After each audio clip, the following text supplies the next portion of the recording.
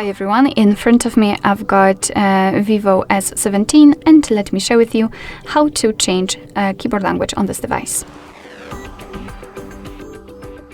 Start with opening the app which will provide you with the keyboard. So for example, the messages, notes, browser, whatever, just have the keyboard on the screen. So something like that. And here all we have to do is to enter the settings which are on this upper panel. Now let's tap on the languages. And as you can see, this is the list of all currently applied languages. We've got only English, so let's tap on Add Keyboard.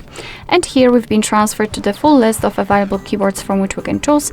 You can scroll or you can enter the search icon to simply enter the name of the language. And after finding it, simply tap on it. So let me find and tap on the Urdu one.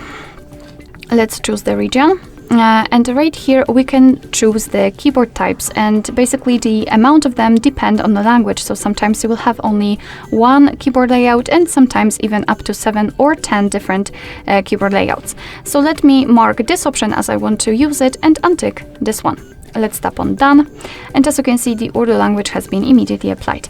Before we will actually remove the previous language, I'd like to show you how the keyboard will look like with 2 or more languages added. So right here we've got a new feature. Right here it is the language key, which will allow us to actually change the language. So after tapping on it, we can switch through the layouts. And the second difference is the spacebar. It is not empty anymore. Right now we've got the name of the language we are currently using, so the English, the Urdu one, etc. So that will be all. If you want to remove the language from the list, so if you want to apply only one language, simply go back to this section with the languages and tap on the edit icon in the right upper corner. Now you can mark the language, and I will remove Urdu and tap on the trash bin icon. We've got only English left, which simply means that we will not have the globe icon and the spacebar will be empty, which basically means that we've got only one language applied.